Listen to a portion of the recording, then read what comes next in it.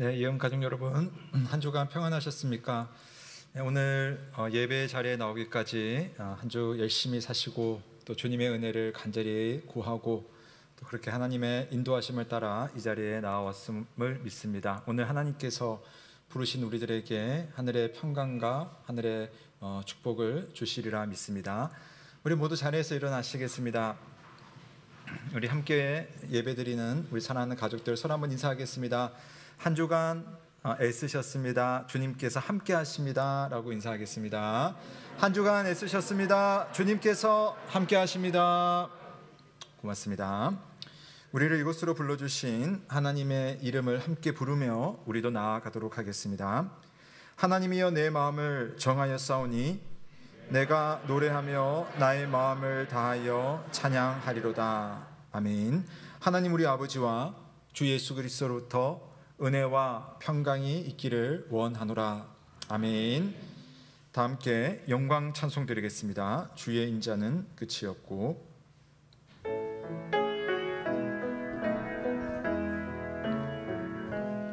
주의 인자는 끝이 없고 그의 자비는 무궁하며 아침마다 새롭고 늘 새로우니 주의 성실이 큼이라. 성실하신 주님, 주의 인자는 끝이 없고 그의 자비는 무궁하며 아침마다 새롭고 늘 새로우니 주의 성실이 큼이라. 성실하신 주님,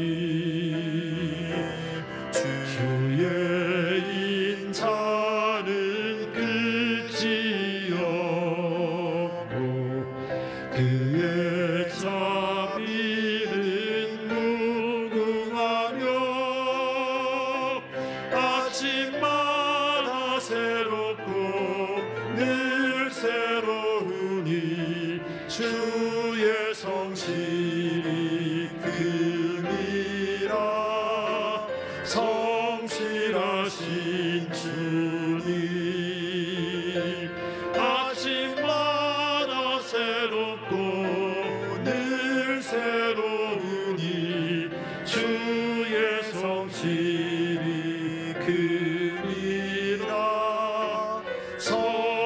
성실하신 주님. 모두 자리에 앉으시겠습니다. 시간 다 함께 주님께서 가르쳐 주신 팔복을 낭독하도록 하겠습니다. 마태복음 5장 3절에서 12절입니다. 팔복을 다 함께 낭독하겠습니다. 심령이 가난한 자는 복이 있나니 천국이 그들의 것이며 애통하는 자는 복이 있나니 그들이 위로를 받을 것이며 온유한 자는 복이 있나니 그들이 땅을 기업으로 받을 것이며 의에 줄이고 목마른 자는 복이 있나니 그들이 배부를 것이며 긍휼히 여기는 자는 복이 있나니 그들이 긍휼히 여김을 받을 것이며 마음이 청결한 자는 복이 있나니 그들이 하나님을 볼 것이며 화평하게 하는 자는 복이 있나니 그들이 하나님의 아들이라 일컬음을 받을 것이며 의를 위하여 박해를 받은 자는 복이 있나니 천국이 그들의 것임이라. 나로 말미암아 너희를 욕하고 박해하고 거짓으로 너희를 거슬러 너희 모든 악한 말을 할 때에는 너희에게 복이 있나니 기뻐하고 즐거워하라. 하늘에서 너희의 상이 큼이라. 너희 전에 있던 선지자들도 이같이 박해하였느니라. 아멘. 사랑하는 여러분, 우리 예수님께서 우리 성도들을 복의 사람으로 부르셨습니다. 하나님 우리에게 복 주시기 원하시고 또 예수님께서는 우리에게 복의 비법을 말씀해 주셨습니다. 한 주간을 살아가면서 나는 복받을 자로 살았는지 한번 돌아보겠습니다. 나의 마음은 하나님 앞에 가난한 자로 살았는지, 의를 추구하는 사람으로 살았는지, 누군가에게 온유한 자였는지, 긍휼히 여기는 자였는지, 하나님 앞에 마음이 청결한 사람이었으며 나로 인하여서 화평한 그런 하나님 나라의 모습이 이루어졌는지를 돌아보겠습니다.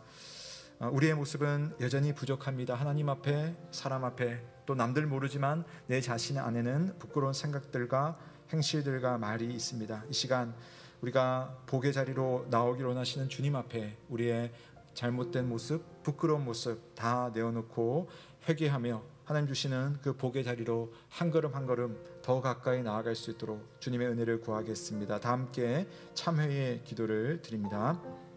살아계신 하나님 아버지, 오늘도 하나님 앞에 나와 우리의 모습을 살펴보며 회개의 기도를 올려드립니다.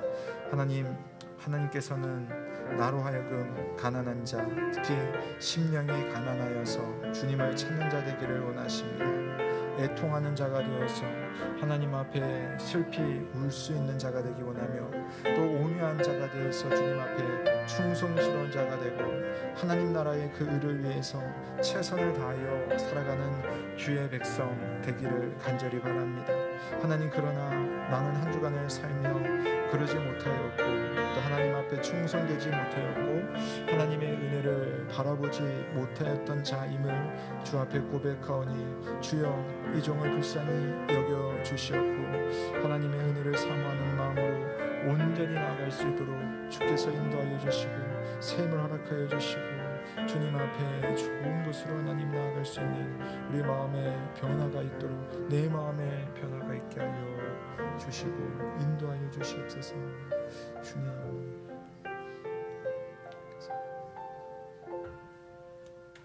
우리에게 주시는 하나님의 말씀을 듣습니다. 그가 우리를 흑암의 권세에서 건져내사 그의 사랑의 아들의 나라로 옮기셨으니 그 아들 안에서 우리가 속량 곧 죄 사함을 얻었도다. 아멘. 다 함께 사도신경으로 우리의 신앙을 고백합니다. 나는 전능하신 아버지 하나님 천지의 창조주를 믿습니다. 나는 그의 유일하신 아들 우리 주 예수 그리스도를 믿습니다.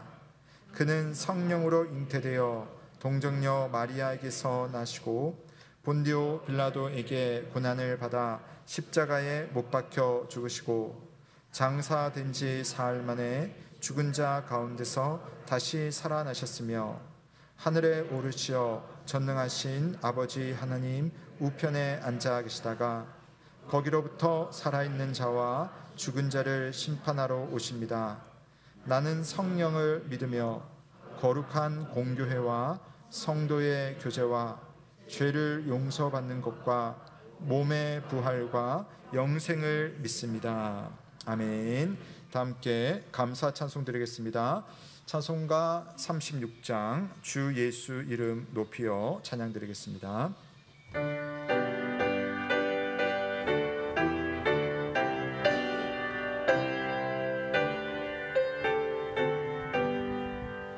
주 예수 이름 높이어 다 찬양하여라. 금열 유관을 들여서 만유의 주 찬양. 금열 유관을 들여서 만유의 주 찬양. 주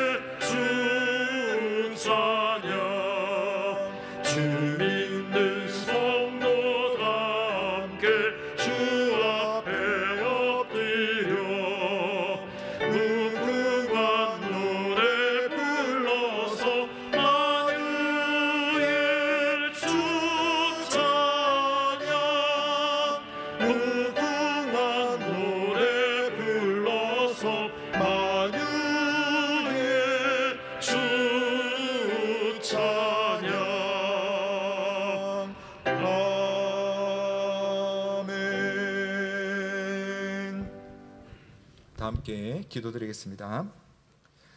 살아계신 하나님 아버지, 오늘도 우리를 주님의 사랑의 품으로 인도하여 주시고 하나님의 사랑과 아무런 관련 없는 그런 과거의 모습을 하나님께서 그리스도의 핏값으로 의의 옷을 입은 자로 또 여겨주시고 하나님의 자녀로 삼아 주셨습니다.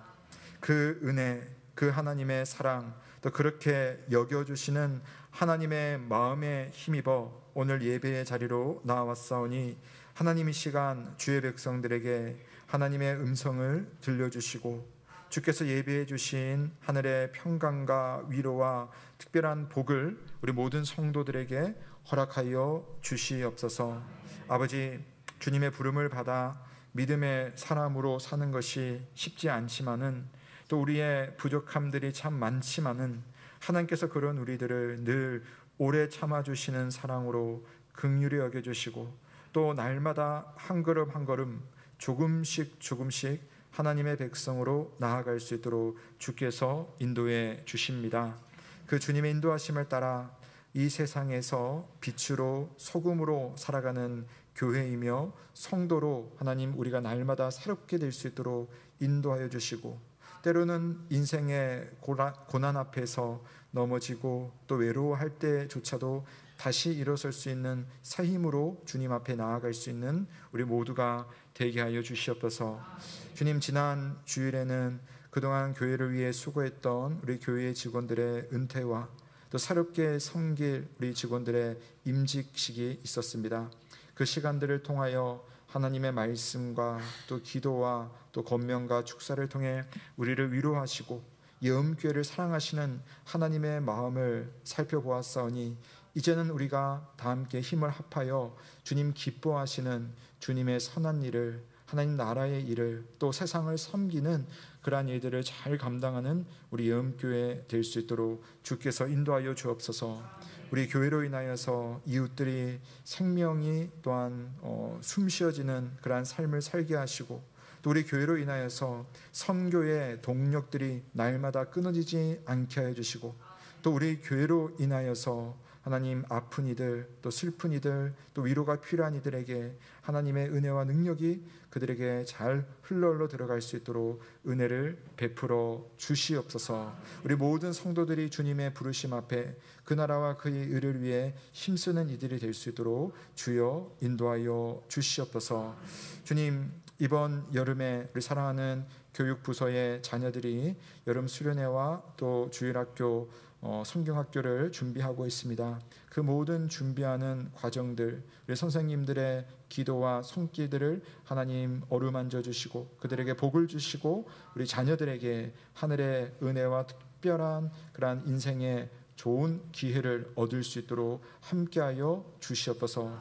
또한 다음 주에는 우리 선교사님들을 섬기는 선교사 리트릿도 준비되고 있습니다. 이 시간을 통하여서 하나님 주시는 그 귀한 사명을 위해 모든 것을 주님 앞에 드린 채로 섬기는 우리 선교사님들이 새 힘을 얻으며 이렇게 그들을 응원하고 이렇게 그들을 사랑하며 이렇게 그들을 위해 기도하는 이들이 있음을 발견하며 힘을 얻는 좋은 시간 될 수 있도록 주께서 은혜를 허락하여 주시옵소서. 이 시간 우리의 예배를 주께서 기쁘게 받아주시고 우리 할렐루야 찬양대가 정성껏 준비한 찬양, 우리 성도들이 마음을 다해서 드리는 기도와 예물, 또 우리가 주님 앞에 간절히 바라는 그런 모든 하나님 나라의 축복을 다 받을 수 있는 시간 되게 하시고 하나님 예배해 주신 말씀과 하늘의 신령한 복으로 우리와 함께하는 귀한 예배 될 수 있도록 성령이여 은혜를 베풀어 주시옵소서. 모든 것 주님께 의탁드리며 살아계신 우리 구주 예수 그리스도의 이름으로 기도드립니다. 아멘.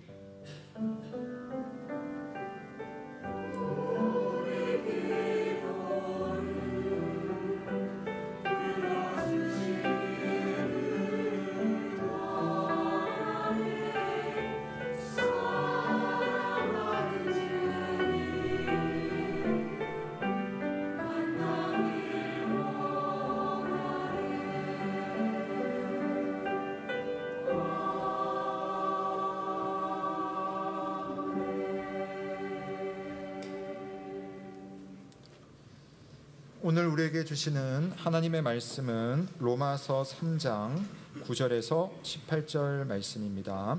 신약성경 242면 로마서 3장 9절에서 18절 말씀을 봉독하겠습니다. 그러면 어떠하냐? 우리는 나으냐? 결코 아니라. 유대인이나 헬라인이나 다 죄 아래에 있다고 우리가 이미 선언하였느니라. 기록된 바 의인은 없나니 하나도 없으며 깨닫는 자도 없고 하나님을 찾는 자도 없고 다 치우쳐 함께 무익하게 되고 선을 행하는 자는 없나니 하나도 없도다. 그들의 목구멍은 열린 무덤이요 그 혀로는 속임을 일삼으며 그 입술에는 독사의 독이 있고 그 입에는 저주와 악독이 가득하고 그 발은 피 흘리는 데 빠른지라. 파멸과 고생이 그 길에 있어 평강의 길을 알지 못하였고 그들의 눈앞에 하나님을 두려워함이 없느니라 함과 같으니라. 아멘. 이는 하나님의 말씀입니다. 하나님께 감사드립니다. 고맙습니다. 이 시간 할렐루야 찬양대가 사랑이라는 찬양으로 성삼위 하나님의 영광을 찬양드리겠습니다.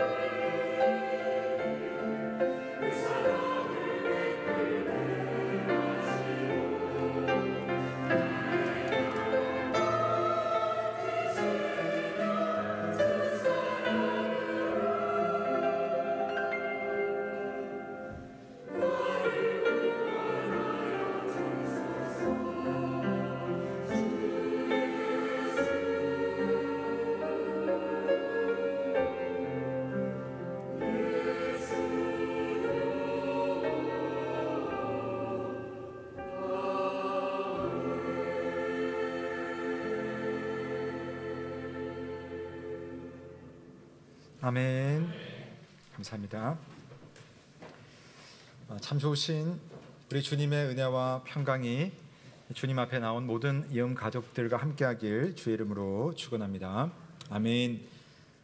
여러분, 모든 일이 그렇듯이 이렇게 익숙해지면 그것이 얼마나 소중한지, 그런 일들이 얼마나 대단한지 모르게 되는 것들이 종종 있습니다. 부모님께서 내게 만들어주신 가정, 또 부모님의 따뜻한 품, 또 언제든지 먹을 수 있다고 생각했던 집 밥, 그것이 매일의 일상일 때는, 매일 있는 것일 때는 사실 우리가 소중한 것을 잘 모르죠. 그러다가 막상 그 당연했던 것들이 하나씩 둘씩 사라지고 나면 참 그립습니다. 또 어떨 때는 참 애통하기도 하고 그럴 때가 있습니다. 할 수만 있다면 그때로 다시 돌아가서 그 소중함을 만끽하고 또 부모님에게 고마움과 감사를 표현할 수 있으면 참 좋겠습니다. 저도 그러한 시절이 다시 올 수 있으면 또 얼마나 좋을까 싶을 때가 참 많습니다. 신앙생활도요, 오래 하다 보면 그런 점들이 있습니다.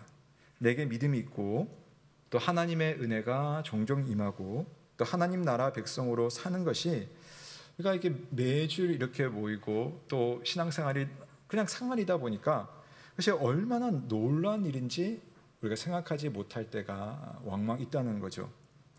여러분들께서 이렇게 주일이면은 이제 뭐 코로나도 이제 거의 이렇게 해서 이렇게 교회당에 오시잖아요.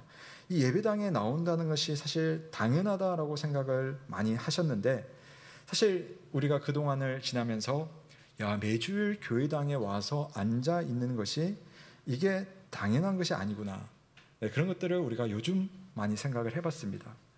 또 여러분 곁에 이 믿음의 동료 한 명이 있다는 것이, 사실 내가 교회 다니고 나서부터는 항상 누군가가 내 옆에 있었잖아요. 그게 너무나 당연한 일이지만 따지고 보면 믿는 사람이 내 주변에 있다는 것은요, 이게 보통 특별한 일이 아니거든요. 그 사람이 왜 내 옆에서 같이 신앙생활을 하지? 어떤 믿음이 너무 신실한 사람, 하나님 앞에 모든 것을 내놓은 사람들은 오히려 저 땅끝까지 간다고 하면서 홀로 신앙생활을 하는 그런 어려움 속에 있는 사람도 많은데, 정말 믿음대로 살려고 하는데 오히려 주변에 믿는 이 없이 정말 박해 가운데 사는 사람도 참 많은데 내 옆에 신실한 믿음의 동료가 이렇게 같이 있구나. 여러분, 이게 기적이라는 생각 여러분 해보신 적 없습니까? 여러분이 교회를 여러분 세우셨어요? 여러분의 믿음이 너무 좋아서 여러분의 곁에 믿음의 사람들이 나도 모르게 막 이렇게 모여드는 것입니까? 내가 한 것이 하나도 없는데 내가 누리고 있는 것이 얼마나 많은가, 한번 평소에 한 번씩 생각해 볼 필요가 있습니다. 이렇게 엄청나고 크고 많은 은혜를 누리고 있으면서도 그것을 깨닫지 못한 채로 감격하지 못하는 것은 왜입니까? 그것은 크신 하나님 앞에 나라는 존재가 어떤 위치에 있는지, 실제로 나는 얼마나 작은 자이며 티끌 같은 존재인지를 정직하게 이해하지 못하기 때문이에요. 신앙 안에서 나를 아는 것, 그래서 신앙 안에서 내가 어떤 사람인가를 점검하는 것은 나의 어떤 자신감이나 자존감을 떨어뜨리는 것이 아니라 진정한 자신을 찾아가는 너무나 중요한 출발점입니다. 하나님 앞에서 나의 자금을 아는 것은 나 이렇게 쓸모없는 자구나, 나 아무것도 안 해, 이런 것이 아니라 내가 얼마나 보배로운 하나님의 부르심을 받은 자인가라는 것을 깨닫게 되는 너무나 중요한 출발이 되는 거죠. 그래서 성경을 보시면요, 성경은 참 적나라하게 나의 상태가 어떠한지, 여러분의 모습이 실제로 어떤 모습인지를 과감없이 드러낼 때가 참 많습니다. 그런 말씀의 거울 앞에서 나를 정말 부지런히 정직하게 살펴보면 정말 부끄러워요. 그걸 하지 않으면은 뭐 나는 잘하고 있구나라는 정도로만 끝이 나겠지만, 그러한 작업을 여러분 우리가 밖에 나갈 때 거울 보면서 뭐 묻었는지 보는 것처럼 하나님의 말씀 앞에서 나에 대해서 살펴보는 것이 얼마나 중요하냐. 자, 오늘 그것을 한번 보려고 합니다. 자, 우리는 오늘 여러분의 바른 믿음을 좀 위해서 몇 가지를 보려고 하는데, 우선 정직한 자기 점검을 한번 해보려고 합니다. 말씀에 비추어서 나의 위치를 한번 보자는 거죠. 두 번째로는 내가 어떻게 해서, 내가 이런 상태인데 어떻게 해서 하나님의 사람으로 살 수 있는가 하는 점을 살펴보고 감사하려고 합니다. 여러분이 어떻게 해서 하나님의 사람으로 부름받아서 살 수 있는가, 여러분 어떻게 생각하는지 모르겠지만 오늘 말씀을 통해서 우선 하나님께서 여러분을 오래 참아주신다, 이걸 한번 볼 거고요. 또 그분의 은혜가 놀랍구나라는 것을 생각해 보려고 합니다. 자, 사랑하는 여러분, 여러분은 하나님 앞에서 어떤 사람입니까? 여러분은 하나님 앞에서 어떤 사람입니까? 우리는 예수 그리스도의 복음을 믿어서 하나님의 백성, 하나님의 자녀가 된 사람들이죠. 약속을 지키시는 하나님으로 인해서 우리에게는 하나님께서 완성하시고자 하는, 원래 주시려고 했던 그 새하늘과 새 땅, 다른 말로 천국이 준비되어 있습니다. 물론 아직 우리가 가보지는 않았어요. 그러나 그것을 우리는 지금 미리 맛볼 수가 있죠. 교회라는 공동체에서 다른 성도들과 함께 지내면서 그 천국을 사모하는 그 성도들이 내게 주는 사랑, 또 내가 그 사랑을 받아서 또 베풀어주는 그 사랑을 통해서 천국의 사랑을 미리 여기서 경험하며 살아갑니다. 물론 세상은 험하지만 순간순간 하나님께서 나를 이렇게 돌보시는구나, 얼마나 많이 깨달으면서 살아가고 있습니까? 한마디로 우리는 하나님의 사랑을 받은 사람들이에요. 한마디로 우리는 하나님의 사랑 때문에 살아가는 사람인 줄로 믿습니다. 자, 그런데 말입니다. 실제 여러분은 하나님 앞에서 그렇다면 어떤 사람일까요? 나는 하나님 앞에서 정말 어떤 사람일까? 내 말과 내 생각과 내 행실을 정말 속속들이 아시는 하나님께서 어느 날 나를 불러가지고 CCTV 화면을 다 열어놓고, 멀리도 아니고 한 주간, 야 여기 봐, 너 월요일에 이거 했지, 너 화요일에 무슨 말 했어, 너 수요일에 무슨 생각했니, 하나하나 꼽아서 만약에 살펴본다면, 자, 우리가 오늘 하나님의 사랑을 받고 또 이렇게 나와서 하나님 내게 좋은 것 주세요, 은혜 주세요 라고 우리가 이렇게 아무렇지도 않게 하나님 앞에 기도하는데, 그것이 얼마나 우리에게는 터무니없는 일인가 라는 것을 느끼지 않을 수가 없습니다. 왜냐하면 우리는 모두가 하나님 앞에 죄인이기 때문입니다. 오늘 사도 바울은 로마에 있는 성도들에게 이 편지 로마서를 쓰면서, 우리가 읽지 않았지만 로마서 1장과 2장을 통해서 하나님을 모르는 이방인들이나 또 하나님의 율법을 받았다고 자랑하는 유대인들이나 하나님 앞에서 그들은 다 도찐개찐, 다 죄인이다라는 것을 하나하나 증명을 다 해줬어요. 나중에 한번 읽어보십시오. 이방인들이 왜 하나님 앞에 죄인이고 유대인들이 왜 하나님 앞에 죄인인가를 다 설명을 해줬습니다. 자, 그 다음에 하나님께서 우리에게도 말씀하시기를, 우리 믿는 그리스도인들에게도 말하기를, 그렇다면 우리는 어떠냐, 그렇다면 당신들은 어떠냐라는 것을 말해주는 것이 3장의 이야기입니다. 자, 3장 9절 말씀 우리 한번 같이 읽어보겠습니다. 시작. 그러면 어떠하냐?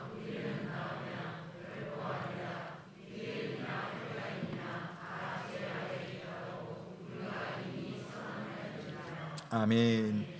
하나님의 말씀을 받았고 하나님의 특별한 약속을 받았다고 하는 유대인들도 하나님 앞에 다 죄인이고, 마찬가지로 이방인인 헬라인은 당연히 그들이 아무리 철학자이고 아무리 똑똑한 사람들이 몰려 있어도, 소크라테스, 플라톤, 아리스토텔레스가 다 와도 하나님 앞에 우리는 너나 할 것 없이 다 죄인이다.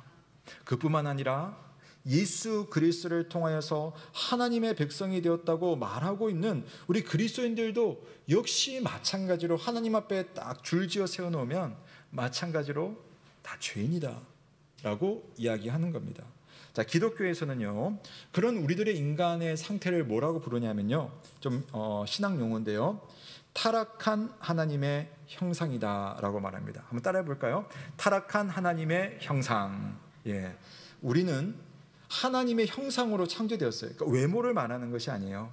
우리의 생각이나 우리의 어떤 활동들이나 이런 것들이 우리는 하나님과는 사실 상관없이 피조된 존재인데, 하나님이 우리를 만드실 때는 마치 하나님이 가지고 있는 그런 좋은 것들이 우리에게 내재되어 있는 것처럼, 그런 하나님의 예를 들어 사랑, 정의, 공의로움, 배려심, 이런 것들 하나님의 그 좋은 성품이 우리 안에 있도록 만들었습니다. 그런데 그 좋은 하나님의 형상이 타락하게 된 거죠.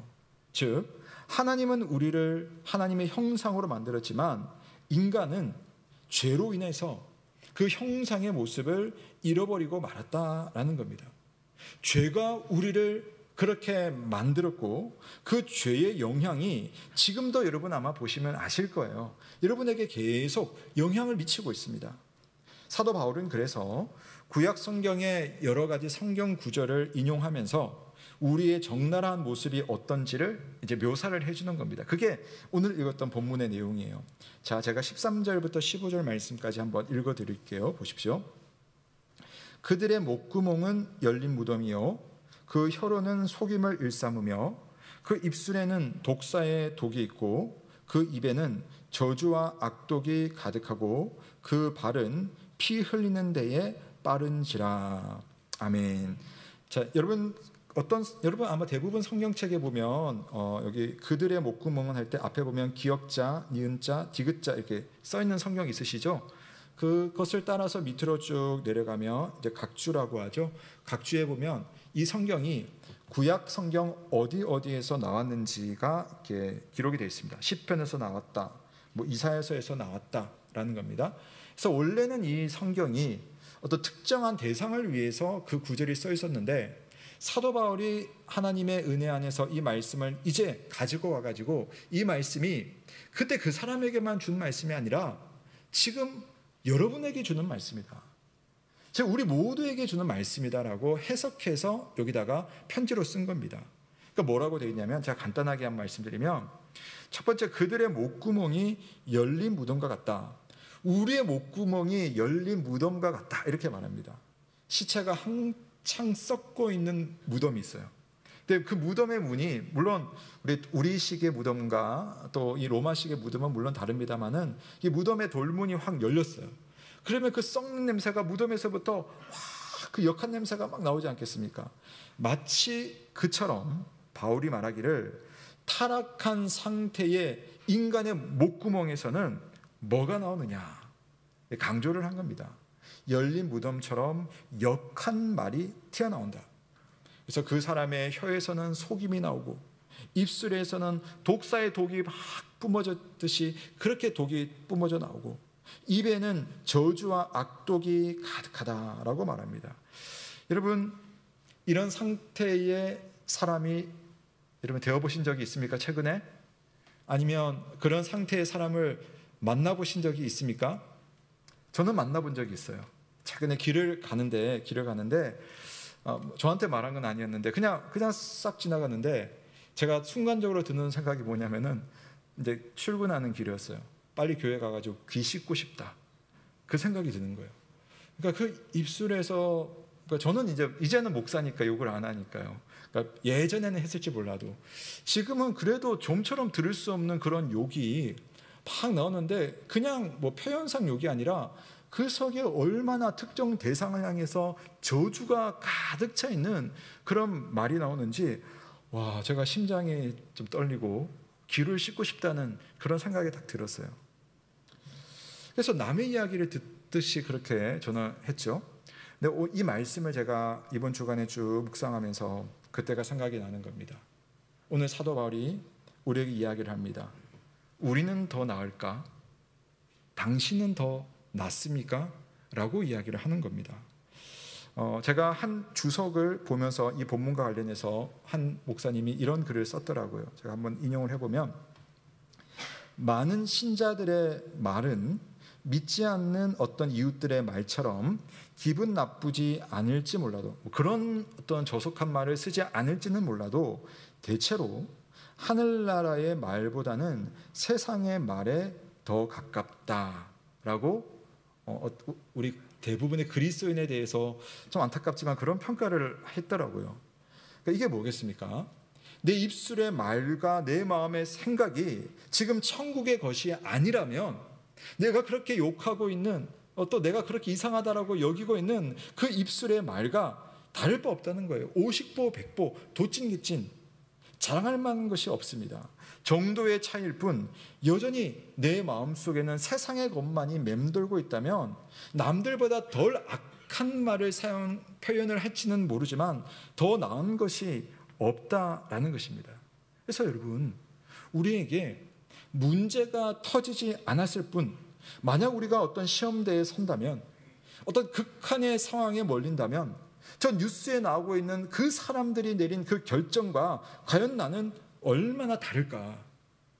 나는 그들과 전혀 다른 예수 그리스도의 모습처럼 그렇게 결정하고 말하고 행동할까라고 여러분에게 묻는다면 아마도 그리 당당하게 나는 안 그래 라고 말할 뿐 많지는 않을 것 같습니다. 바울이 진단합니다. 그 발은 피 흘리는 데에 가깝다. 피 흘리고 있지는 않을지 몰라도 사실 자기가 어디에 서 있는지는 잘 모르지만 바울이 딱 진단해 보니까 그 사람이 어느 쪽 가깝냐면은 천국보다는 피 흘리는 열린 무덤 쪽에 가까운데 서 있다는 겁니다. 우리가 이렇게 매주 모이고 기독교적인 문화나 또 기독교 윤리에 사실은 많이 노출되어 있죠, 여러분. 매주일 말씀을 듣고 매일 성경을 여러분 접하니까. 그리고 우리나라는 얼마나 법이 발전되어 있고 문화가 참 성장되어 있습니까? 그러니까 상대적으로 우리는 어떤 이들보다는 나은 것처럼 보이지만 사실 우리는 생각과 행동과 입으로 쉴 새 없이 죄를 짓고 삽니다. 절대적인 의미에서 하나님의 기준에서 볼 때에 우리 중에 의인이라고 할 만한 사람 아무도 없어요. 그래서 바울이 오늘 뭐라고 말하냐면은 의인은 없나니 하나도 없다라고 말을 합니다. 사랑하는 여러분, 이 모습이 저와 여러분의 모습입니다. 만일 이 상태 그대로 타락한 본성 그대로 살기만 한다면 이 세상에서 아무리 외적으로 많은 것을 이루고 많은 것을 모으고 많은 것을 과시해도 파멸을 피할 수 없으며 참된 평강을 얻을 수 없는 겁니다. 파멸하지 않으려고 평강을 얻으려고 무엇이든 추구하지만 그 추구하는 것으로 인해서 파멸이 더 가까워지고 평강과 멀어지는 아이러니한 상황이 반복되는 것이 자연 그대로의 우리의 모습이라는 거죠. 사랑하는 여러분, 그럼에도 불구하고 우리가 말씀 앞에 정직하게 내 자신을 볼 때에 그런 모습임에도 불구하고 저에게는 소망이 있고 아마 여러분에게는 기대감이 있을 겁니다. 주식이 폭락하고 유가가 급등하고 물가가 오르고 살기가 팍팍해진다는 말, 물가는 이만큼 오르는데 내가 받는 월급은 이거밖에 안 되는 이런 상황 속에서 여러분 한켠에는 인간적인 동요가 있을 수 있겠지만 근데 여러분 어떠세요? 그런 중에도 여러분의 마음 한켠에는 끊임없이 졸졸졸 흐르는 시냇물처럼 평안과 평강이 여러분 불쑥불쑥 마음속에 오르지 않습니까? 저는 곰곰이 생각을 해봤어요. 저 자신에 대해서. 나도 여전히 죄인의 모습과 생각으로 여기 살고 있는데 나도 사람들 살아가는 모습 보면 그들과 비교하면서 마음에 여러 가지의 갈등이 생기는데 또 죄를 짓고 싶은 그런 유혹도 계속 나오는데 왜 내 안에는 그럼에도 불구하고 하늘의 평강이 있으며 내 자신을 돌아볼 수 있게 되며 다시 중심을 잡을 수 있게 되는 걸까? 그게 너무 신기한 거예요. 곰곰이 생각하면서 한 가지 이유를 찾습니다. 그것은 바로 하나님의 오래 참으심. 하나님이 나를 오래 참아 주시는구나라는 답을 찾게 됩니다. 여러분, 우리는 하나님 앞에서 의인이 아니죠. 하나님의 백성으로 부름을 받을 이유도 없고 실제로 부름 받은 대로 잘 살지도 않습니다. 그에 따른 마땅한 결과는 죽음일 뿐이고 하나님이 순간순간 우리에게 진노를 내리셔도 아무렇지도 않은 그런 삶을 우리가 순간순간 살아갑니다. 공의로우신 하나님은 불의한 세상을 완전히 심판하실 날을 예비하셨어요. 그리고 그 대상은 우리를 포함해서 모든 인류입니다. 그런데 하나님은 진노하시는 하나님으로만 계시지는 않아요. 하나님은 타락한 형상인 인간을 향해서 참 희한하게도 왜 그러시는지 오래 참으시는 분이십니다. 여러분, 개인을 봐도 그렇지만 성경의 역사가 우리에게 말해주고 있죠. 아담이 하나님 앞에 범죄했을 때 하나님은 죽을 것이라고 말했지만 즉사하지 않았습니다. 노아의 때에는 구원의 방주를 만들어서 모든 사람에게 기회를 주셨고, 바벨탑을 무너뜨리고 언어를 혼잡하게 만들었지만 하나님은 다시 성령 안에서 우리가 하나가 되는 길을 준비해 주셨어요. 이스라엘이 멸망할 때도 하나님은 너희들 다시 돌아와서 포로 생활을 마칠 것이다, 70년 지나면 돌아올 것이다, 회복의 길을 준비하신 그 하나님은 어떤 하나님이시냐? 오래 참으시는 하나님이라는 사실입니다. 하나님께서 여러분에게 지금 당장 진노하지 않으시고 최종적인 진노와 심판을 피할 길을 주시는 것도 하나님의 오래 참으심 때문임을 믿으시기를 바랍니다. 그래서요, 예레미야 선지자가 그런 이야기를 하는데요, 우리 한번 같이 읽어보겠습니다. 시작. 여호와의 인자와 긍휼이 무궁하심으로. 아멘. 이건 여러분 그냥 문학적인 표현이 아니에요. 예레미야가 뼈저리게 느낀 말씀입니다. 하나님의 인자하심과 긍휼하심이 얼마나 무궁한지, 내가 지금 진멸되어도, 산산이 부서지고 가루가 되어도 아무런 이상할 것이 없는데 내가 진멸되지 않는 것은 하나님의 인자와 자비와 긍휼이 무궁하심으로 난 진멸되지 않습니다라는 고백을 하는 겁니다. 여러분, 예레미야는 예언을 했죠.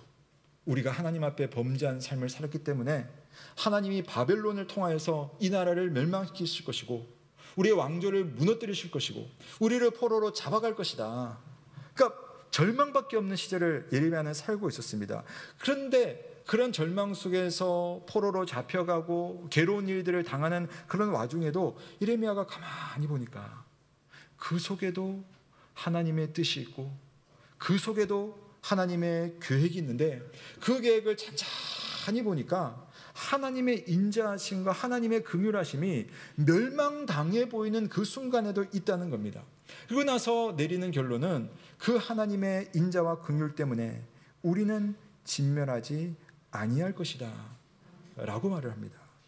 여러분, 절대적인 선의 기준을 가지신 하나님께서 하나님의 기준에 못 미치는 그런 모습이나 그런 죄악에 대해서 순간순간마다 딱 오셔가지고 그것을 다루신다면, 여러분, 자, 내일부터 그렇게 딱 시작해요. 한 주 지나가지고 이 자리에 왔을 때 아마 이 자리에 저는 없을 거고요. 아마 아무도 이 자리에 안 계실 겁니다. 하나님의 눈은 속도 위반을 찾아내서 범칙금을 받아내는 CCTV보다 훨씬 더 정확하지 않겠습니까? 네, 우리 한 집사님께서 본인은 연예인이라고, 본인은 운전하고 나면 꼭 자기 얼굴을 찍어가지고 범칙금을 CCTV가 다 보내준다고, 한 번도 안 놓친다고 뭐 그러시더라고요. 하나님께서 그런 것보다 더 정확하지 않으시겠습니까? 그럼에도 불구하고 즉사하지 않고 살아있는 이유는 하나님께서 우리에게 오래 참으시기 때문임을 믿으시길 바랍니다. 거기에는 이유가 있어요. 이게 중요한 이야기인데요. 왜 하나님이 우리를 오래 참아주실까? 그것은 우리를 살리기 위해서입니다. 우리를 살려내기 위해서 하나님은 오래 참으세요. 한 사람을 예수 안에서 구원 얻게 하려고 하나님은 그 사람에게 사람을 보내고 또 다른 사람을 보내고, 여러분 다 경험하신 거 아닌가요? 여러분을 하나님의 백성으로 살기 위해서 환경을 만드시고 또 다른 환경을 만드시고, 심지어는 내가 폭삭 망하는 환경을 만들어가지고 하나님께로 돌아오게 되는 그런 일들까지도 하나님의 계획 속에 있더라고요. 참 신기하죠. 우리가 복음을 듣기까지 그 많은 일들 속에 하나님의 오래 참으심이 있기 때문에 우리에게 그런 일들이 일어나는 겁니다. 그뿐만 아닙니다. 우리가 예수를 믿노라고 지금 고백하지만 오늘 바울이 고백한 이 내용처럼 우리는 믿음의 삶에서 떨어져서 오히려 세상에 더 가까이, 그 파멸의 그 피의 값에 더 가까이 살고 있지 않습니까? 그런데도 하나님은 우리를 오래 참아주십니다. 구원을 주시기까지 오래 참으시는 하나님은 우리가 구원받은 백성답게 살기까지 또한 오래 참으시는 하나님이신 줄로 믿으시기를 바랍니다. 자, 사도 바울이요 8장으로 넘어가면 이런 이야기를 합니다. 29절에서 하나님이 미리 아신 자들을 또한 그 아들의 형상을 본받게 하기 위하여 미리 정하셨으니, 그러니까 우리를 구원하실 때에는 하나님의 목표가 있다는 거예요. 그 목표가 뭐냐면 우리가 그 형상이 타락해서 부서져 버렸습니다. 그러나 우리 예수님께서는 다시 우리를 그 아들의 형상으로 회복하게 하려고 우리를 미리 정하셨다는 거죠. 근데 문제는 여전히 우리가 이러고 있네요. 여전히 우리가 이런 상태로 살고 있네요. 자, 그런데 하나님은 오래 참으세요. 자, 30절 우리 한번 다 같이 읽어보겠습니다. 30절입니다. 시작. 또 미리 정하신 그들을 또한 부르시고 의롭다 하신 그들을 또한 영화롭게 하셨느니라. 아멘. 여러분, 우리는 천국에서 영화롭고 영광스러운 상태로 다 변할 겁니다. 몸을 입고 지금과는 전혀 다른 최고의 완성된 상태로 살게 될 겁니다. 그런데 그날이 이르기까지는 타락한 하나님의 형상으로 우리가 이렇게 사는 겁니다. 그런 사람들을 만나고 그런 사람인 채로 사실은 살아가는 거죠. 그래서 우리는 여전히 기준에 미달한 모습입니다. 그러나 하나님은 그럼에도 그런 우리들을 아들의 형상을 본받게 하려고 미리 정하셨을 뿐만 아니라 평생을 살아가는 동안 그 삶을 향해 갈 수 있도록 한 발자국이라도 더 가까이 주님의 형상으로 나아갈 수 있도록 우리를 인도하시는 하나님이 우리의 주님이심을 믿으시기를 바랍니다. 여러분 한번 생각해 보세요. 여러분이 지금 생명을 유지하고 있다는 것, 여러분에게 작지만 예음교회가 있다는 것, 여러분의 옆에 신실한 믿음의 동역자가 있어가지고요, 여러분 지금은 잘 몰라요. 근데 여러분 아마 어려운 일 당하거나 고난당하거나 눈물 흘리거나 기도할 제목 생기면요, 그때 놀라운 일이 생겨요. 여러분 주변 사람들이 정말 득달같이 여러분을 위해서 기도하는 것을 여러분 발견한 분도 계시고 앞으로 발견을 할 겁니다. 왜 우리에게 이런 것들이 있을까? 때로는 하나님 여러분에게 고난도 허락하시고 때로는 실패하기도 하고, 그런데도 내가 그것 때문에 당장 고꾸라지지 않고 이렇게 존재하는 이유는 뭘까? 그것은 바로 하나님의 오래 참으심입니다.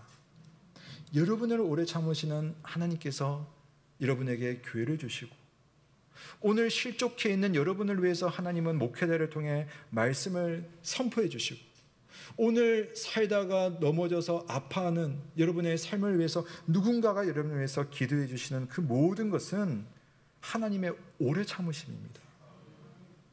하나님은 오래 참으셔서 그냥 수동적으로 야, 한번 보자, 잘하는지 보자, 이거 아니에요. 하나님께서는 오래 참으시면서 더 적극적으로 우리를 돌봐주시고, 더 능동적으로 우리를 인도하시고, 더 창의적으로 우리를 도우시는 능동의 은혜를 준비하시는 우리의 하나님이심을 믿으시기를 바랍니다. 무엇보다 오래 참으시는 하나님은 여러분에게 생명을 주시려고 당신의 생명까지도 내어놓으신 적극적이신 사랑의 하나님 아니십니까? 그 하나님을 믿고 우리가 오늘도 믿음으로 살 수가 있는 거고, 여전히 하나님 앞에 솔직하게 정직하게 자기를 점검할 때는 정말 밑바닥이지만, 그럼에도 우리가 밑바닥에만 머물러 있는 것이 아니라 한 발자국 한 발자국 올라갈 수 있는 것은 그분의 적극적이고 능동적인 사랑의 손길이 우리를 붙들어 주심임을 믿으시기를 바랍니다. 사랑하는 여러분, 우리는 오늘도 하나님의 절대적인 은혜 안에서 살고 있어요. 이게 중요한데요, 내가 하나님을 믿습니다. 내가 여기에 왔어요. 내가 하나님 안에서 매일을 살려고 내가 애를 쓰고 성경 읽고 기도하고 있어요. 근데 사실은 여러분의 믿음을 붙드는 이가 여러분이 아닙니다. 하나님이 여러분의 믿음을 붙들어 주시는 겁니다. 여러분이 하나님 안에 내가 산다고 하지만 하나님 안에 살 수 있도록 하는 것도 하나님의 돌보심이에요. 우리를 붙드시는 하나님의 은혜가 없다면 실제 우리의 상태는 어떨까? 지금 여러분 장로님도 계시고 목사도 있고 다 있습니다. 만약에 하나님이 목사를 붙들어주지 않는다면 목사는 어떻게 될까? 바울이 이렇게 말을 하는데요. 자, 3장으로 다시 돌아가서 우리 한번 10절과 11절 같이 읽어보겠습니다. 시작. 기록된 바 의인은 없나니 하나도 없으며. 아멘. 의인은요 한 명도 없어요. 자, 그게 뭘 말하냐면은 스스로 자기 힘으로 뭘 깨닫는 사람 하나님 앞에서 없습니다. 스스로 가만히 내버려 두면 하나님을 찾아가는 사람 없다는 겁니다. 자, 목사니까 여러분 하나님 가만히 내버려 주시면 저 스스로 막 하나님을 찾아갈 것 같죠? 근데 저는 제 스스로 그런 극단을 느껴본 적이 있어요. 만약에 하나님 붙들어 주시지 않으면 목사하고 보고 하나님 안 믿기 딱 좋겠다. 저는 제 스스로 그런 생각을 할 때가 많거든요. 그래서 그 반증으로 하나님 나를 붙들고 계시는구나 순간순간 느끼게 됩니다. 세상에는 많은 종교가 있습니다. 각자 도를 찾기 위해서, 신을 만나기 위해서 애를 씁니다. 만약에 우리가요 그냥 내버려둬 가지고 자기 스스로 하나님을 찾아갈 수 있다면 결국 한 곳에서 하나님을 다 만나게 될 거예요. 근데 보시면 다 각자 제각기예요. 같이 만나는 거 없습니다. 제가 동기 목사님 최근에 만났는데 그분이 너무 재밌는 이야기 저한테 해주셨어요. 흥미로운 이야기 해주셨는데 이제 우리 예언교회는 이제 장로교 고신 상당히 보수적인 그런 성경 해석을 하는 이제 교단인데 또 기독교 교단 안에는 보수적인 것보다 훨씬 더 좀 진보적이고 좀 성경을 훨씬 우리가 좀 많이 이렇게 해석을 좀 이렇게 많이 하는 이제 그런 교단들이 있어요. 그러니까 진보적이라고 하죠. 근데 그 교회에서 있었던 일을 이야기하더라고요. 줄 예배 시간이었어요. 이제 설교 시간 딱 돼서 이제 찬양도 하고 이제 목사님이 나와서 설교를 딱 해야 되는데 목사님이 안 나오시고 다른 종교를 가진 그 종교의 지도자가 딱 선 거예요. 그분이 오늘 설교하신대요. 딱 보니까 복장도 헤어스타일도 어디 분인지 알겠어요. 근데 그분이 딱 이렇게 설교를 딱 하고 났는데 그 진보적인 교회 성도들이 너무 은혜 받았다 이렇게 했겠어요? 안 그래요. 끝나고 나서 교회가 한 주 동안 난리가 난 거예요. 아니 우리가 아무리 진보적이지만 목사님이 어떻게 그런 분을 강단에다가 모실 수 있나? 난리가 난 겁니다. 그 다음 주가 됐어요. 목사님이 이제 강단에 서가지고 딱 이야기하죠. 여러분 한 주 동안 난리가 나셨죠? 여러분 지난주에 그분의 말씀을 들으시니 어땠습니까? 그분의 말씀 자체는 다 좋았습니다. 다 옳은 말이었습니다. 그런데 그분의 말씀 속에 여러분이 알고 있는 구원의 진리가 하나라도 보였습니까?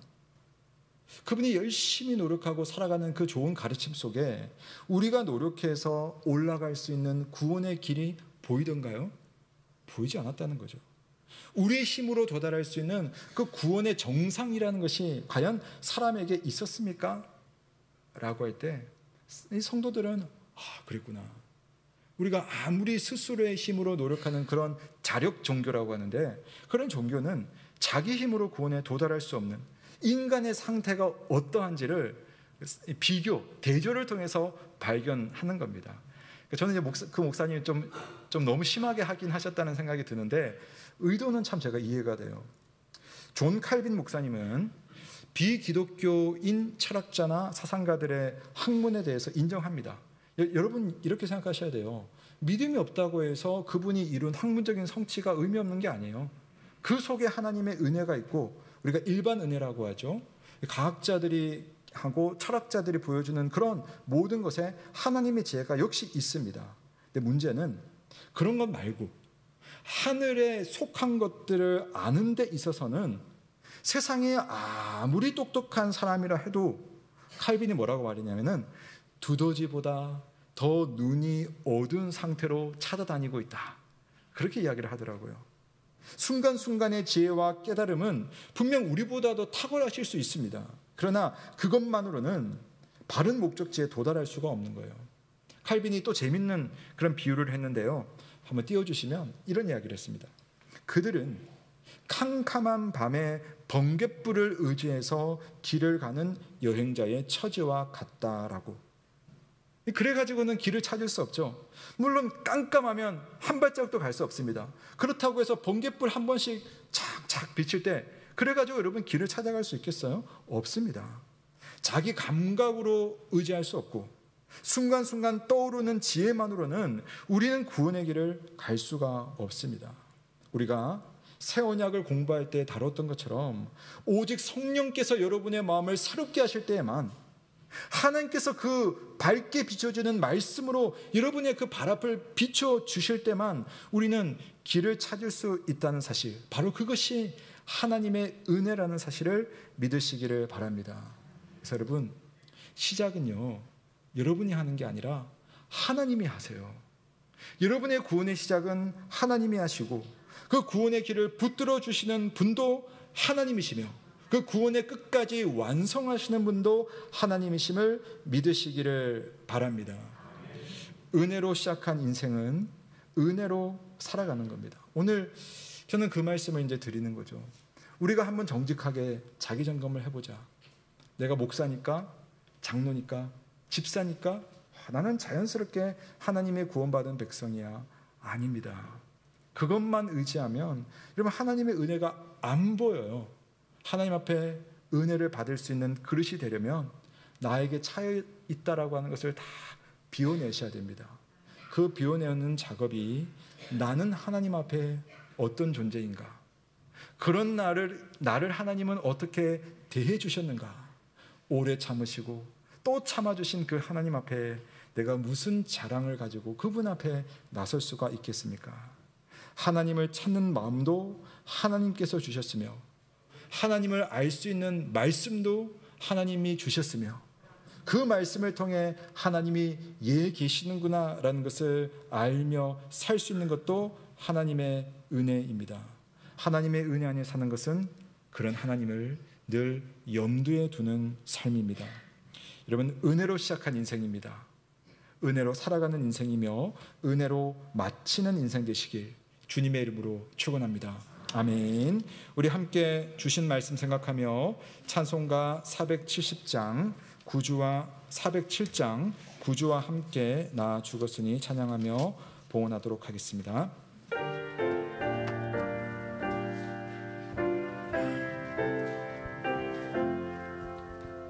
구주와 함께 나 죽었으니 구주와 함께 나 살았도다.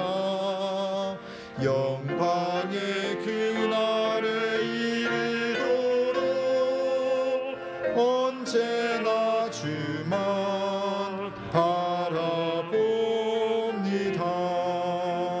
언제나 주는 날 사랑하사 언제나 새 생명 주시나니 영광의 그날에 이르도록 언제나 주만 바라봅니다.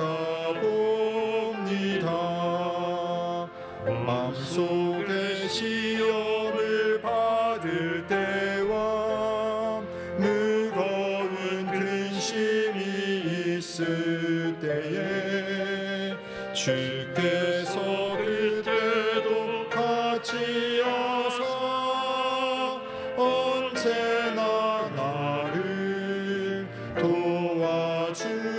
도와주시네. 언제나 주는 날 사랑하사 언제나 새 생명 주시나니 영광의 그날에 이르도록 언제나 주만 바라보. 4절 하시겠습니다. 내 몸의 약함을 아시는 주 못 고칠 질병이 아수한데 괴로운 날이나 기쁜 때나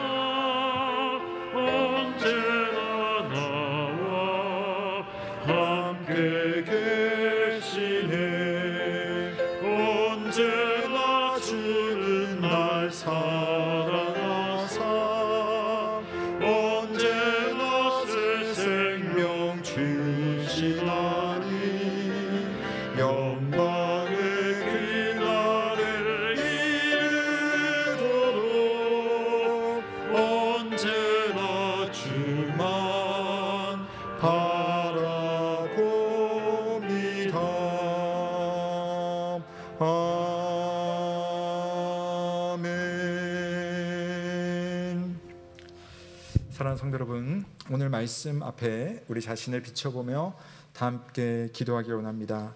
오늘 하나님께서 여러분에게 각자의 심령 속에 주신 말씀이 있으리라 생각합니다. 혹시 하나님 앞에 교만한 심령이 되어서 내가 받는 은혜가 너무나 당연하다고, 하나님 내게 주시지 않은 것은 불공평하다고 혹시 그렇게 생각하지 않습니까?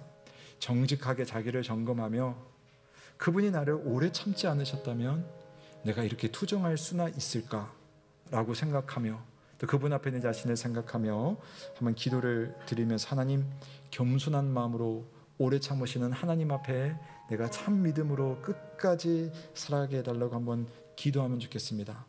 또 어떤 분은 말씀을 드리면서 나는 참 보잘것없는데, 참 나는 하나님 앞에 아무것도 말할 수도 없는데 라고 생각하면서 내 마음에 혹시 비하된 마음으로 살았던 분 혹시 계십니까? 오늘 말씀을 보십시오. 우리는 모두 하나님 앞에 깨닫지 못하는 자고 하나님을 찾지 않는 무익한 종들이었습니다. 하나님은 그런 우리를 끝까지 참아주시며 끝까지 환경을 만들어주시고 끝까지 자기 백성으로 삼아주신 얼마나 좋으신 하나님이신지, 그분의 은혜로 우리가 오늘도 그분의 옷자락을 붙들고 그분의 은혜를 구할 때 그분은 반드시 하나님 예비되신 좋은 것으로 우리를 은혜 안에 살게 하시는 참 좋으신 하나님인 줄로 믿습니다. 이 시간 하나님 앞에 한번 기도할 때, 하나님, 겸손한 자로 살게 하여 주옵소서. 또는 하나님 앞에 은혜가 있는 담대한 자로 살게 하여 주옵소서. 함께 기도하며 주님 앞에 나아가겠습니다. 살아계신 하나님 아버지, 오늘도 하나님의 말씀으로 우리의 삶을 돌아볼 수 있도록 주께서 인도하시니 감사를 드립니다. 하나님, 우리가 주께 받은 은혜가 이미 큰데 그 은혜가 은혜로 느껴지지 아니하고 나의 공로처럼 내가 당연한 것으로 느껴지거나, 아니면 나는 아직도 하나님의 은혜 받을 자격이 없어서 아무것도 없다라고 느껴지지는 않습니까? 하나님, 주님 앞에 겸손하되 그러나 담대한 마음으로 주님의 은혜를 붙드는, 당신의 옷자락을 붙드는 그러한 믿음으로 살아갈 수 있는 그러한 나의 믿음 될 수 있도록 주여 인도하여 주옵소서. 오늘도 오래 참아주시는 하나님, 오늘도 끝까지 기회를 주시는 하나님, 오늘도 나를 놓치지 않으시는 하나님을 의지하며 믿음의 길로 나아가는 우리 모두가 될 수 있도록 주여 인도하여 주시옵소서.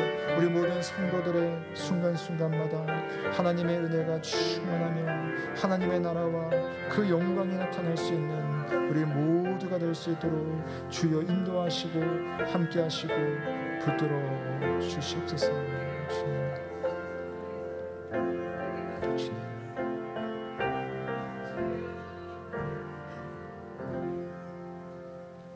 하나님 아버지, 정말 이 땅에 의인은 없는데 하나도 없다라고 하신 그 말씀, 내 자신을 생각해 볼 때 그 말이 정말 당연하고 지당한 말씀임을 생각합니다.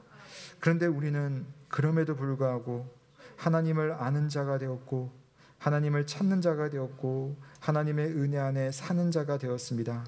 그것이 마땅하고 당연한 것이 아니라 주께서 나를 향해 오래 참으시며 끝까지 참으시며 또 끝까지 참아주심 때문임을 생각하며 주님 앞에 감사를 드립니다. 내 모습 때문에 하나님의 은혜로 사는 것이 아니라 예수 그리스도의 그 십자가의 사랑으로 내가 오늘도 살아간다는 사실을 생각하며 하나님 앞에 겸손하게 하시고 또 하나님 앞에 담대한 마음으로 살아갈 수 있는 우리 모든 예언교우들 다 되게 하여 주옵소서. 오래 참으시는 하나님 때문에 우리는 오늘도 하나님의 은혜 안에 살 수 있음을 믿사오니 늘 하나님을 염두에 두고 하나님을 모시며 하나님을 생각하며 살아가는 우리 가족 다 되게 하여 주옵소서. 주의 시간 주님 앞에 감사의 마음을 담아 예물을 올려드립니다. 주께서 받아주시되 우리 성도들이 고백하는 것은 모든 것이 주님의 은혜입니다라는 고백이오니 이 고백이 우리의 삶의 곳곳에서 나타나게 하여 주시고, 또 우리는 작은 것을 주님 앞에 올려드리지만 주님은 우리에게 많은 것을 주시는 하나님이십니다. 겸손한 마음으로 주가 베풀어 주시는 것을 받게 하여 주시옵소서. 특별히 우리 중에 어려운 형편으로 인하여서 하나님을 간절히 바라보며 간구하는 성도 있습니다. 하나님, 욕심으로가 아니라 진지한 마음으로, 진실된 마음으로, 하나님의 은혜를 바라는 마음으로 주를 구할 때에 주께서 우리 성도들의 삶에 좋은 것, 필요한 것으로 채워 주시옵소서. 감사를 드리며 예수 그리스도의 이름으로 기도드립니다. 아멘. 감사합니다. 교회 소식 몇 가지 전해드리겠습니다. 먼저는요, 우리 주보에는 없는데요. 지난주일 오후에 우리가 임직식을 가졌습니다. 그래서 은퇴식도 했었고요. 그때 우리 명단을 주보에는 싣지 않았지만 혹시 못 참석하신 분들을 위해서 다시 한번 제가 명단을 좀 불러드리고 또 감사와 또 그런 마음을 좀 함께 나누면 좋겠습니다. 먼저 은퇴하신 우리 교회 직원, 우리 많이 수고하셨습니다. 그동안 우리 유연준 장로님, 구원자 권사님, 김동순 권사님, 김미수 권사님, 오영탁 권사님, 조임승 권사님, 주님 앞에 참 수고하시고 은퇴하셨습니다. 진심으로 감사를 드립니다. 그리고 임직한 직원들입니다. 지난주에 박상록 장로님, 고천진 집사님, 이종섭 집사님, 권숙자 권사님, 김관숙 권사님, 박성자 권사님, 방영희 권사님, 안양임 권사님, 오성자 권사님, 이경순 권사님, 이옥배 권사님, 장순영 권사님, 황미아 권사님, 앞으로 잘 부탁드리고요. 저와 함께 우리 모든 성도들과 함께 주님의 교회를 잘 세워 나가셨으면 좋겠습니다. 아마 당분간은 이 호칭이 익숙하지 않을 거고요. 모두가 아마 안 익숙하실 거예요. 그래서 서로 양해하고 이해하면서 하시면 될 것 같습니다. 네, 자, 오늘 안내를 드릴 텐데요. 자, 오늘부터 여러분 주일 오후 모임을 갖겠습니다. 제가 오후 모임이라고 쓴 것은요, 우리 당회를 통해서 이제 오후 예배를 그동안 했었는데 약간 이 시간을 조금 더 좀 편안하게 좀 가져보려고 합니다. 그래서 우리가 공예배를 오전으로 가지고 오후에는 어떨 때는 여러분 신앙 교육도 하고 어떨 때는 간증도 하고 또 우리 중에서도 또 좋은 강사가 있으면 또 섭외해가지고 또 듣기도 하고 해서 좀 우리 서로 좀 편안한 자리이면서 또 우리에게 신앙에 유익이 되는 그런 시간을 갖고자 우리가 주일 오후 앞으로는 당분간은 2시 30분에 주일 오후 모임이라는 제목으로 함께 모이겠습니다. 그래서 여러분 좀 우리 첫 모임입니다. 첫 모임이니까 여러분 좀 오늘 많이 오셔서 함께 은혜를 나눠주시면 감사하겠습니다. 모임 소식입니다. 연합여전대 원래회 오늘 예배 마치고 있겠고요. 또 정기 재직회 예산 집행 보고 2부 예배 마치고 이 자리에서 바로 갖겠습니다. 교육부서는 우리 초등부가 야외 소풍을 오늘 출발했습니다. 교우 소식입니다. 결혼 소식 있습니다. 이태석 집사님, 전수경 권사님의 장남 이성민 형제가 김현진 자매와 금주 금요일에 결혼식을 갖습니다. 근데 우리 성민 형제 결혼식은요, 이게 작은 결혼식이라고 하죠. 우리 좀 결혼식을 규모를 좀 작게 준비를 하고 있어서 우리 성도님들을 모시지 못한 점 여러분께 한번 제가 대신해서 양해의 말씀을 부탁드리고요. 기도해 주시기를 부탁드리겠습니다. 그 다음에 또 결혼 소식 있습니다. 한삼철 집사님, 이경순 권사님의 장녀인 한예은 자매가 양민균 형제와 다음 주 토요일에 결혼식을 갖습니다. 이 부분은 다음 주에 자세하게 설명을 드리겠습니다. 자, 그리고 지난주에 등록하신 우리 성도 있습니다. 고종길 우리 청년부인 청년입니다. 자리에서 한 번만 일어나 주시면 좋겠습니다. 함께 신앙생활 하게 됐습니다. 여러분 많이 아껴주시고 격려해 주시면 감사하겠습니다. 감사합니다. 고맙습니다. 나머지 내용은 여러분 주보를 참조하시면 되겠습니다. 그리고 오늘 찬양도 좋았는데요. 오늘 옷이 반짝반짝 빛이 나죠. 오늘 지휘자께서 또 헌물을 해주셨어요. 너무 감사드리고 또 여러분 항상 수고해 주셔서 너무너무 고맙습니다. 잘 부탁드리겠습니다. 우리 모두 자리에서 일어나시겠습니다. 우리 한번 옆에 계신 분 한번 인사하겠습니다.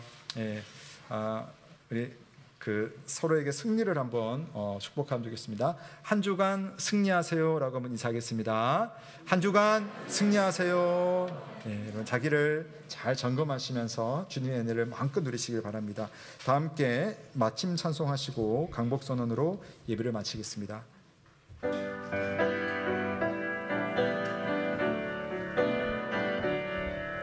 그 선한 힘에 고요히 감사하여 그 놀라운 평화를 누리며 나 그대들과 함께 걸어가네. 나 그대들과 하늘을 여네. 지나가던 그 어둠의 날들이 무겁게 내 영혼 짓눌러도 오 주여 우릴 외면치 마시고 약속의 구원을 이루소서. 그 선한 힘이 우릴 감싸시 믿음으로 일어나길 기대하네. 주 언제나 우리와 함께 계셔 하루 또 하루 하늘 새로워. 주께서 밝히신 작은 조물이 어둠을 헤치고 타오르네. 그 빛에 우리 모두 하나 되어 온 우리에 비추게 하소서. 그 선한 힘이 우릴 감싸시니 믿음으로 일어나길 기대하네. 주 언제나 우리와 함께 계셔 하루 또 하루 하늘 새로워. 이 고요함이 깊이 번져갈 때 저 가슴 벅찬 노래 들리네. 다시 하나가 되게 이끌소서. 당신의 빛이 빛나는 이 밤.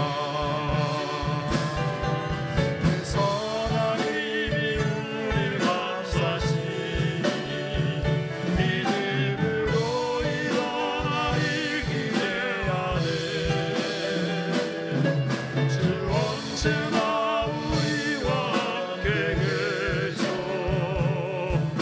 하루 또 하루 하늘 새로워. 사랑하는 성도 여러분, 평강 중에 세상으로 나아가십시오. 마음을 다하고 목숨을 다하고 뜻을 다하여 하나님을 사랑하며 이웃을 내 몸과 같이 사랑하시길 바랍니다. 우리 주 예수 그리스도의 크신 은혜와 하나님의 사랑과 성령의 교통하심이 너희 무리와 함께 있을지어다. 아멘.